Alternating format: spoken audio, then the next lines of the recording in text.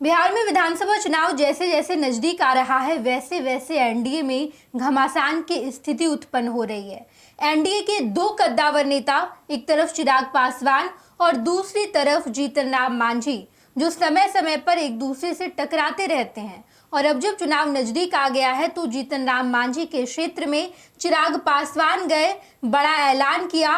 चिराग पासवान पूरा चुनावी माहौल बना रहे हैं और कहीं ना कहीं बीजेपी पर अपना प्रेशर बनाने की कोशिश कर रहे हैं। दूसरी तरफ आज जीतन राम मांझी का भी कार्यक्रम था, यानी कि जीतन राम मांझी के क्षेत्र में चिराग पासवान पहुंचे और जीतन राम मांझी को बड़ा चैलेंज कर दिया है।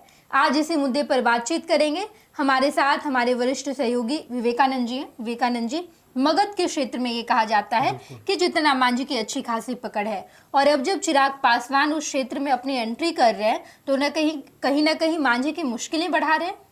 देखिए, मोदी कैबिनेट में दोनों मंत्री हैं, दोनों दलित चेहरा हैं, दोनों बिहार से आते हैं और दोनों बिहार विधानसभा चुनाव की तैयारी में लगे हैं और दोनों भारतीय जनता पार्टी के फोल्ड में भी हैं। मतलब सब कुछ साथ में एनडीए के साथ हैं, लेकिन घमासान जारी है। भीतर ही भीतर जबरदस्त घमासान है। चुनाव में भले ही 5-6 महीने का समय हो, लेकिन जिस तरह से एनडीए के अंदर सीटों पर कब्जे को लेकर, सीटों पर अपनी दावेदारी को लेकर के जिस तरह से मुहिम चल रहा है, जिस तरह से अभियान चल रहा है, उसकी आज एक बानगी मगध क्षेत्र में दिखी। यानी कि गया में मगध क्षेत्र, अगर दलितों की बात, दलित राजनीति की बात करें तो मगध क्षेत्र में कहीं ना कहीं सबसे बड़ा चेहरा के रूप में जीतन राम मांझी हैं। बिहार के मुख्यमंत्री हैं, वरिष्ठ नेता हैं, मोदी कैबिनेट में मंत्री हैं, साथ ही गया से सांसद हैं। तो इस नाते उस इलाके पर इनकी अच्छी पकड़ है।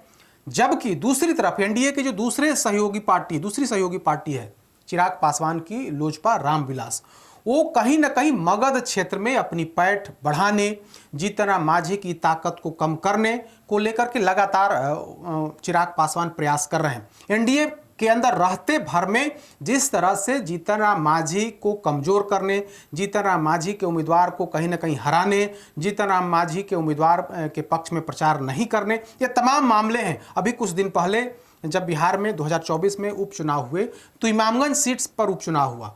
जीतन राम मांझी के इस्तीफे से वो सीट खाली हुई थी, क्योंकि जीतन राम मांझी सांसद बन गए थे गया से। तो उस सीट पर दीपा मांझी, जो जीतन राम मांझी की पुत्रवधू हैं, वो वहां से चुनाव मैदान में थी। लेकिन चिराग पासवान उस क्षेत्र में चुनावी प्रचार करने नहीं गए, दूसरे जगहों पर गए, दूसरे विधानसभा क्षेत्रों में गए। लेकिन चिराग पासवान जीतन राम मांझी की बहू के पक्ष में चुनाव प्रचार करने नहीं गए। कहा जाता है, ऐसी चर्चा, या फिर पार्टी के अंदर ही, एनडीए के अंदर ही इसकी चर्चा है कि यह जो दोनों के बीच जो नाराजगी है, जीतन राम मांझी का बढ़ता कद कहीं ना कहीं चिराग पासवान को नागवार गुजर रहा है, क्योंकि रामविलास पासवान अपने आप को दलितों का एक छत्र नेता मानते थे। अब उनकी विरासत को चिराग पासवान आगे बढ़ा रहे हैं, लिहाजा उनको सबसे ज़्यादा खतरा कहीं ना कहीं हिंदुस्तानी आवाम मोर्चा से है, क्योंकि दलितों की, जीतन राम मांझी भी दलित की ही राजनीति करते हैं। वे कहते हैं कि 20% की हम राजनीति करते हैं। चिराग पासवान अपनी बात करते हैं, वो भी दलित की राजनीति करते हैं। तो उसी वर्ग पर, दलित वर्ग पर कब्जे को लेकर कहीं ना कहीं यह लड़ाई है, और यह लड़ाई अब मगध क्षेत्र में, आज चिराग पासवान मगध क्षेत्र में एंट्री लेते हैं और वहां पर जाकर के बोध गया विधानसभा क्षेत्र पर अब उनकी नजर है। आज देखिए, दोनों मोदी कैबिनेट के दोनों मंत्री मगध क्षेत्र में थे। एक जो वहाँ के सांसद हैं जीतन राम मांझी, आज शेरघाटी में चुनावी मतलब जनसभा को संबोधित कर रहे थे। पार्टी कार्यकर्ताओं की एक बड़ी बैठक बुलाई थी। कहा जाता है कि 5 से 8-10 हज़ार लोग वहाँ पर पहुँचे थे, जिसमें नीतीश कैबिनेट मंत्री, हिंदुस्तानी आवाम मोर्चा के जो राष्ट्रीय अध्यक्ष हैं संतोष सुमन समेत जो पार्टी के अन्य नेता थे वे थे। वो उसके बारे में भी कहा जा रहा है कि वो भी कहीं ना कहीं चुनाव के मद्देनजर अपने कार्यकर्ताओं में जान फूंकने, अपने कार्यकर्ताओं को और मजबूती से काम करने को लेकर के वह सभा थी। दूसरी तरफ चिराग पासवान भी बोध गया विधानसभा क्षेत्र के फतेहपुर जो प्रखंड है वहां पर गए हुए थे, और वहां पर कार्यक्रम था, मिलन समारोह था। और मिलन समारोह में किसको शामिल कराया गया? बोध गया विधानसभा क्षेत्र के पूर्व विधायक जो हैं श्याम पासवान, उनको चिराग पासवान ने पार्टी में शामिल कराया है। कहा जा रहा है, ऐसी चर्चा है। चूंकि आज जब जनसभा हुआ और उसमें बोध गया के ही पूर्व विधायक को इन्होंने पार्टी में शामिल कराया है, तो इसके बाद यह खबर सामने आई है, यह चर्चा सामने आ रही है कि बोध गया सीट पर चिराग पासवान की नज़र है। बोध गया सीट सुरक्षित सीट है और वहां से वर्तमान में अभी आरजेडी के विधायक हैं कुमार सर्वजीत। 2020 की अगर हम बात कर लें तो 2020 में चूंकि चिराग पासवान अलग होकर के चुनाव लड़ रहे थे, एनडीए में नहीं थे, एनडीए के अंदर नहीं थे, लिहाजा वे जेडीयू के तमाम सीटों पर उन्होंने अपना उम्मीदवार दिया था। लेकिन 2020 में वहां से भारतीय जनता पार्टी चुनाव हार गई थी। इस बार 2025 में चिराग पासवान उस सुरक्षित सीट पर नजर गड़ाए हुए हैं, ऐसी खबर निकल करके सामने आ रही। सिर्फ नजर ही नहीं गड़ाए हुए हैं, बल्कि जीतन राम मांझी को गया क्षेत्र में घेरने को लेकर के पहले उनके पुत्रवधू को के पक्ष में प्रचार करने नहीं गए। कहा जाता है कि इसके पीछे की जो बड़ी वजह थी कि उनकी पूरी मंशा थी कि उनकी पुत्रवधू हार जाए ताकि गलत मैसेज जाए, मांझी को गया क्षेत्र में ही कमजोर कर दिया जाए। लेकिन उनका मिशन कामयाब नहीं हुआ, यानी कि चिराग पासवान जिस मिशन को लेकर के आगे बढ़ रहे थे उसमें वे विफल हुए, वे फेल साबित हुए। उनकी पुत्रवधू दीपा मांझी चुनाव जीत गई और ठीक है मार्जिन थोड़ा कम रहा लेकिन चुनाव जीत गई। अब चूंकि 2025 का विधानसभा चुनाव है, लिहाजा चिराग पासवान इस कोशिश में हैं कि जीतन राम मांझी को मगध क्षेत्र में घेरा जाए। तो अब बोध गया पर इनकी नजर गई है।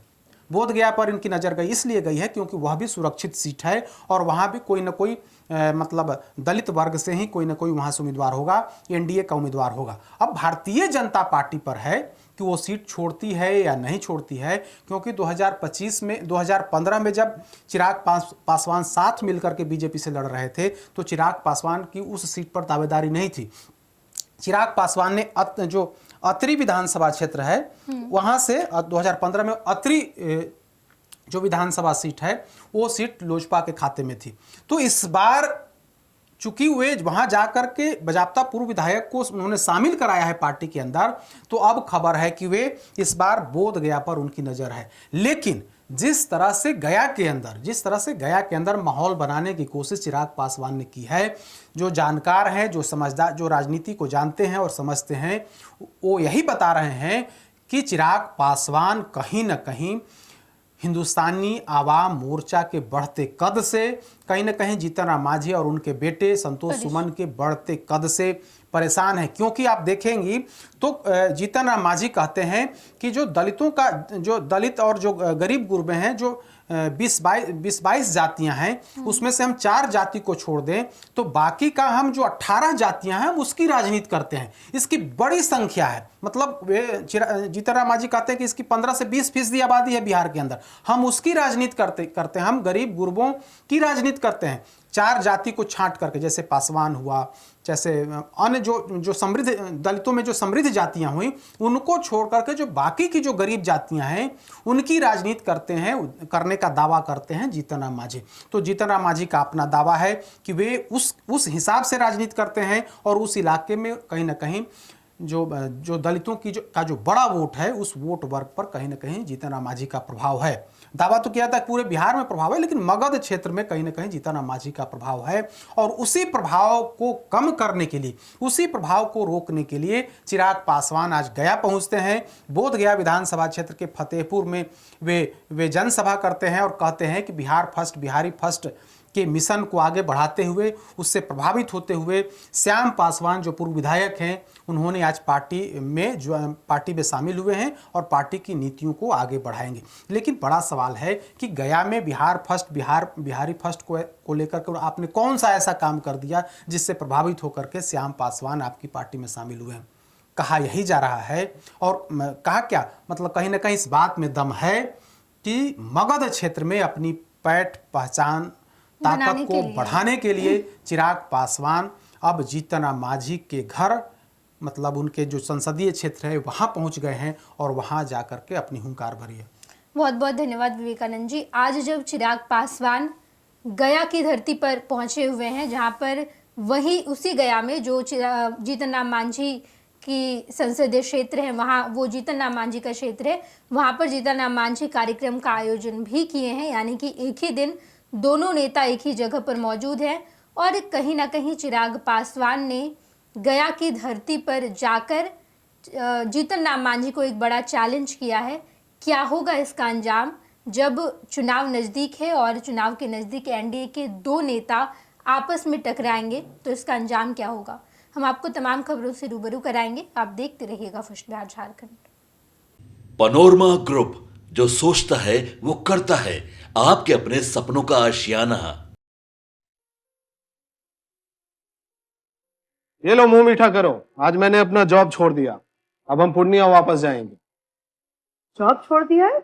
मतलब ये घर कैसे चलेगा? हम करेंगे क्या? और माँ बाबूजी क्या बोलेंगे? इसलिए मैं एक और मिठाई का डब्बा लाया। अपने बिजनेस के लिए लोन अप्रूव हो गया। अरे लोन अप्रूव हो गया वो तो ठीक है, लेकिन पूर्णिया में हम रहेंगे कहाँ? अपना घर भी तो नहीं है वहाँ। इसलिए तो एक और मिठाई का डब्बा अलग से लाया हूँ। हमने पूर्णिया में घर ले लिया है, पूर्णिया के ई होम्स पैनोरमा में। पूर्णिया में पैनोरमा ग्रुप लेकर आए हैं ई होम्स पैनोरमा। बड़ा घर, आलीशान जिंदगी और अत्याधुनिक सुविधाओं के संग। अरे अरे, अब क्यों मुंह मीठा करवा रही हो? क्योंकि हम घर वापसी जो कर रहे हैं। घर वापसी की खुशी पूर्णिया में ई होम्स पैनोरमा के संग। ई homes panorama, luxurious lifestyle redefined.